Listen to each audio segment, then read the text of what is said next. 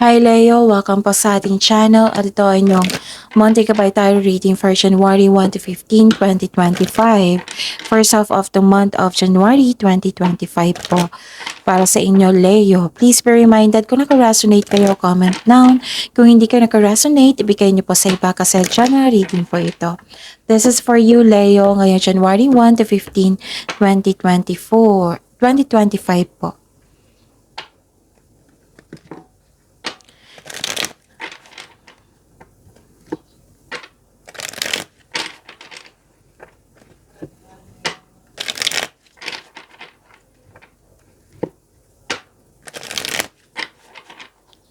This is for you, Leo, ngayong January 1 to 15, 2025. Maraming salamat po sa inyong patuloy na suporta at maraming salamat din po sa mga hindi nag-skip ng ads. Gamitin ang reading na ito bilang gabay lamang sa mga hindi pa nag-subscribe. Subscribe na po kayo at click bell notification para malaman nyo na may bago tayong video. Para sa mga gustong magpa-reading po, may lumabas dyan sa screen nyo ngayon. Panoorin nyo po at sundin ang instruction. Calling the attention sa mga suki ko dito na Leo, open na po inyong Monthly Gabay Tarot Reading for January 2025.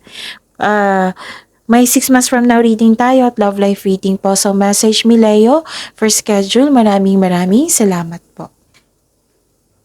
Spirits Guide, mga ganap po ngayong January 1 to 15, 2025. Para po kay Leo, I need 3 cards po.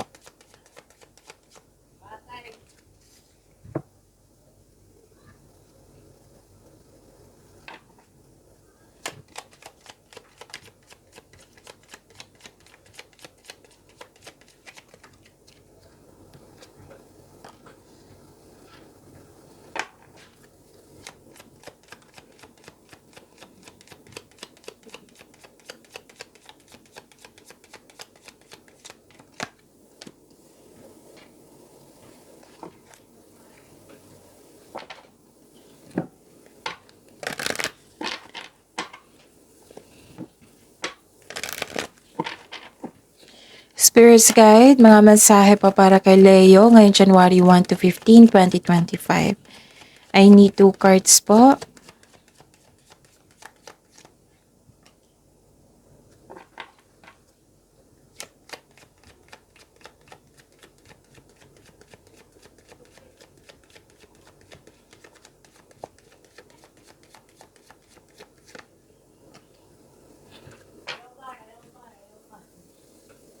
Okay, Leo. Ngayon, January 1 to 15, 2025. Wow. Dalawang card na po nagsabi dito na nagkaroon ng recovery. Pwedeng masama ang pakiramdam nyo the other week, the last month. Now, nagkaroon ng recovery, nagkaroon ng healing. Okay? Tapos, may grupo ng tao dito na buong suporta sa'yo. At nakita ko rin dito yung spiritual growth and personal development. Nakita ko rin dito yung yes, hope and healing, personal development, dalawang card na nagsabi dito. At nakita ko rin dito na may natanggap kayong blessings, maraming ideas na gustong gawin, at parang nagre-research kayo dito sa internet. Tapos nakita ko rin dito na yes, marami kayong ideas na gustong gawin. Okay, so this is hope and healing, nakatanggap kayo na blessings, yun. Personal development. Parang nahihirapan kayo dito, hardship. Rather than na hardship, nahihirapan kayo sa isang tao, rather than nahihirapan kayo sa paggawa ng desisyon. O, kasi you felt guilty, you felt may sacrifice, kanon. Rather than desisyon yan ha, rather than nahihirapan ka sa isang tao. So, expect kayo na magkaroon ng powerful change. Okay? Expect na meron powerful change. Yan. So, a win-win outcome is forecast. So, dalawang card na po nagsabi dito na may new beginning. Bagong simula. Pagtatapos at bagong simula. Spirits Guide, ano po yung energy ni Leo ngayon January 1 to 15, 2025. And the clarification of this card po.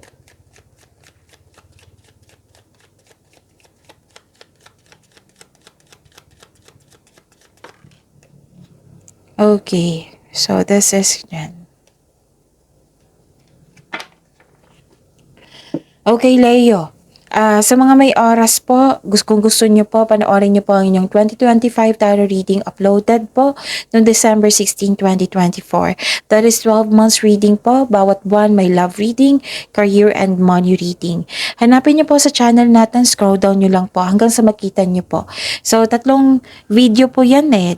Nagsimula noong December 16, 2024. Uploaded po yung whole year 2025 tarot reading nyo. Noong December 28, may January 2025 monthly Gabay Tarot reading.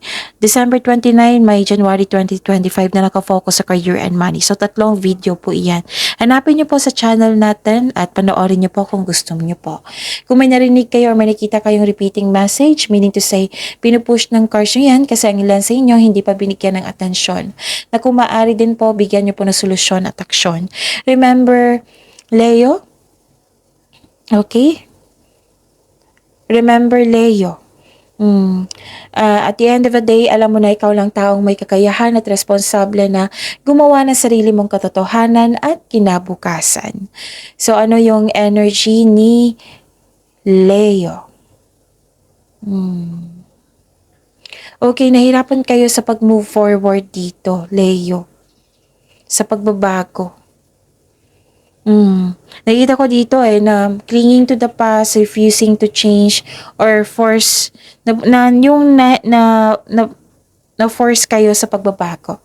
Nilalaban mo ang pagbabago, natatakot ka sa changes kasi ayaw mo mag-move on. So, nagkaroon ng ending with yung beginning. May unhealthy attachment ka pa sa nakaraan. So, you have to let go of this and trust the universe and yourself. Kumbaga, swift change brings you new beginnings. Okay? At may nakita rin ako dito na may nakita po ako ditong silver linings pag move forward. Wow, this is good. Kasi at the end of the day, nag-decide kayo na mag-move forward kayo. And this is a clarification of your oracle cards here and sa tarot cards nyo na may nakita kong hope and healing, personal development din. This is a hope sign, naka-move on ka na sa lahat ng unos na nagdaan at tanggap mo na ang mga nangyari, pinatawad mo na sila at higit sa lahat ang iyong sarili. Nagkaroon po ng healing, recovery, and growth sa first half of the month, Leo. Spirits Guide, Career and Money po para kay Leo sa ngayong January 1 to 15, 2025. And the clarification of this card po.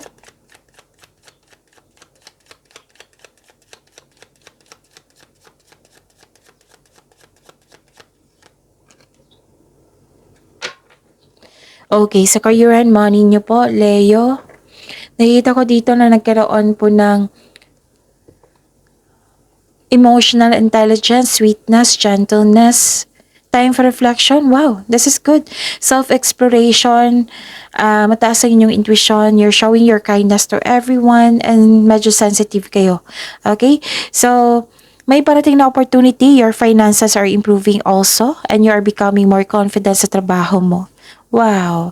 So, may matatanggap ka na mensahe galing sa isang unexpected sources, pwede din galing sa inyong intuition or sa isang bata or sa inner child nyo. Okay, may gusto mag-reach out sa inyo, Leo, na gustong humingi ng sorry. So, expect na may good news kayong ma-receive. Okay? And, yun, be confident, huwag mawalan ng pag-asa. Spirits Guide. Love Life, Self-Love, Partnership, and Romance ni Leo ngayong January 1 to 15, 2025.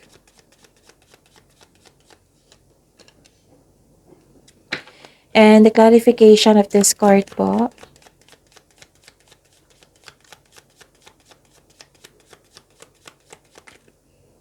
Kunin ko to kasi lumabas siya. Maraming salamat po sa patuloy na tiwala sa suporta sa ating channel. At maraming salamat din po sa mga hindi nag-skip ng ads. Okay. Manifesting a wonderful relationship. Your manifest will be granted soon. Pay attention to balance your emotions with your thoughts while remaining grounded and passionate. Okay? So, para lahat to, sa single ka man or sa magkarelasyon or sa buhay mag-asawa. So, your manifest will be granted soon. Magtiwala po. Magkaroon ng changes, right? Magkakaroon na ng adaptation. And please know na na lumabas yung bumalik yung confidence mo dito, at please know na na-adapt mo na yung mga pagbabago. Okay? At ano pa? Nakita ko rin dito na nagkaroon po ng mag-ingat po daw kayo sa taong magsakit kung magsalita, iwasan nyo na po daw, tapos mag-ingat po daw kayo sa paggawa ng plano, yan. May nagsiselos po dito, or kulang sa pasensya. Yan na, pagyamanin nyo po yung blessings sa binigay sa inyo, Leo. See you tomorrow. Please like, subscribe, and click po button for notification para updated po kayo sa daily tarot reading natin. Maraming salamat.